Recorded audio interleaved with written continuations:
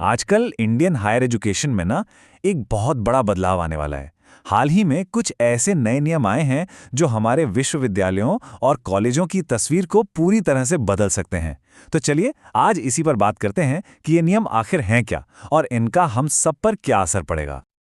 लेकिन सबसे पहले ये सवाल उठता है कि आखिर इन नियमों की जरूरत पड़ी ही क्यों? इसका जवाब एक बहुत ही गहरे सवाल से जुड़ा हुआ है। हमारे विश्वविद्यालयों में भेदभाव इतनी बड़ी समस्या बना कैसे? और इसी सवाल ने इन नए और सख्त नियमों की नींव रखी है। तो चलिए सबसे पहले जड़ को समझते हैं, वो मुद्दा जिसने इन नए नियमों को जन्म दिया। और ये मुद्दा है हमारे एजुकेशन इंस्टीट्यूट्स में लगातार बढ़ता हुआ भेदभाव। देखिए, हो ये रहा था कि पिछले कुछ सालों से कैंपस के अंदर जाति, धर्म, लिंग और विकलांगता के आधार पर भेदभाव की घटनाएं बहुत ज़्यादा बढ़ रही थीं।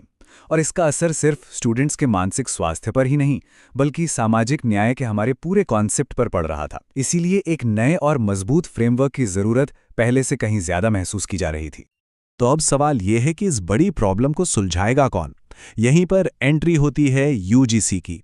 आइए पहले ये समझ लेते हैं कि आखिर ये संस्था है क्या और इसका काम क्या है। यूजीसी मतलब यूनिवर्सिटी ग्रांट्स कमीशन। ये शिक्षा मंत्रालय के तहत काम करने वाली एक बहुत ही जरूरी सरकारी संस्था है। इसे 1956 में बनाया गया था और इसका मुख्य काम भारत में हायर एजुकेशन के स्टैंडर्ड को बनाए रखना, उसे बेहतर बनाना और मजबूत करना है। अब यूजीसी की जिम्मेदारियां कोई छोटी मोटी नहीं हैं। ये यूनिवर्सिटीज़ को ग्रांट्स देने से लेकर पढ़ाई के मानक तय करने, एजुकेशन की क्वालिटी को चेक करने और सरकार को सुधारों पर सलाह देने तक सब कुछ करता है। इसीलिए कैंपस में बराबरी लाने की ये बड़ी जिम्मेदारी भी यूजीसी ने ही अपने ऊपर ली है। तो इस बड़ी चुनौती का सामना करने के लिए यूजीसी ने क्या कदम उठाया? उन्होंने 2026 में बराबरी को बढ़ावा देने के लिए कुछ बहुत ही ज़रूरी और ख़ास नियम लागू किए हैं। तारीख थी 13 जनवरी 2026, जब यूजीसी ने उच्च शिक्षा संस्थानों में समता संवर्धन विनियम 2026 को लागू किया। इन नियमों का एक ही और बिल्कुल साफ मकसद है, हर कैंपस को भेदभाव से पूरी तरह मुक्त बनाना। अब ये जो नया फ्रेमवर्क है ना, इसे 4 मजबूत पिलर्स पर खड़ा किया गया है।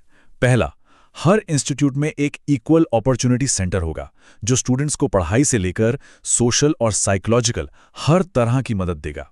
दूसरा, एक इक्विटी कमेटी होगी जो शिकायतों की निष्पक्ष और समय पर जांच करेगी।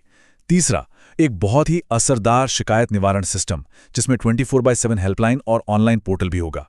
और चौथा, इक्विटी एम्बेसडर्स होंगे जो कैंपस में जागरूकता फैलाएंगे और माहौल पर नजर रखेंगे।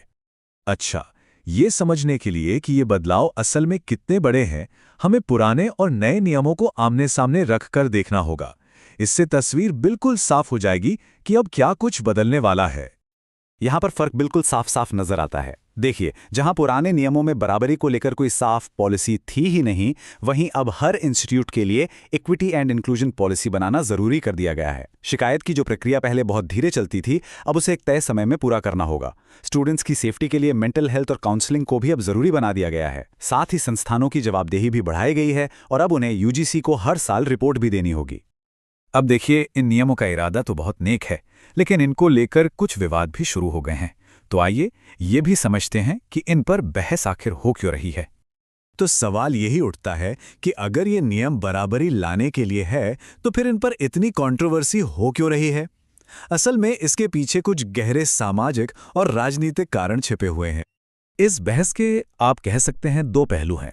एक तरफ जो लोग इसकी आलोचना कर रहे हैं, उनका कहना है कि भेदभाव की परिभाषा बहुत ज्यादा बड़ी और कंफ्यूजिंग है, जिससे इसका गलत इस्तेमाल हो सकता है और ये शिक्षकों और प्रशासन में एक तरह का डर पैदा कर सकती है।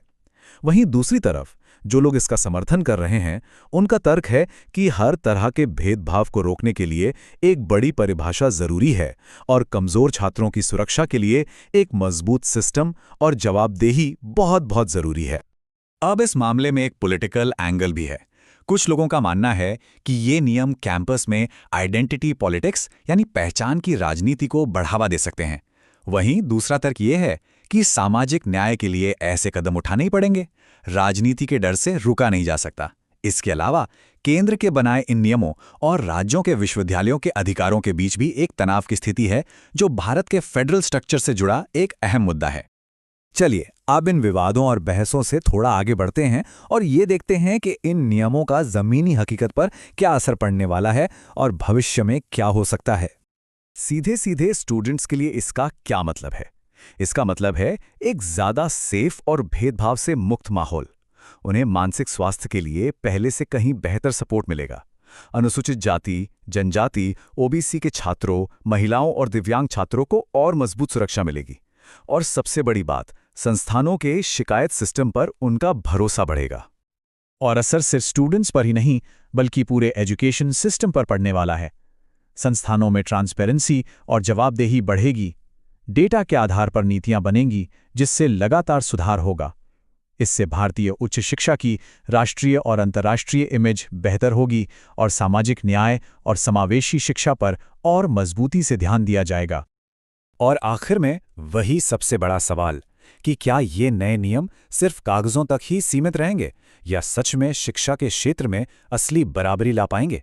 इसका जवाब तो आने वाला वक्त ही देगा। लेकिन एक बात तो तय है, उस दिशा में ये एक बहुत बड़ा और हिम्मत भरा कदम जरूर है।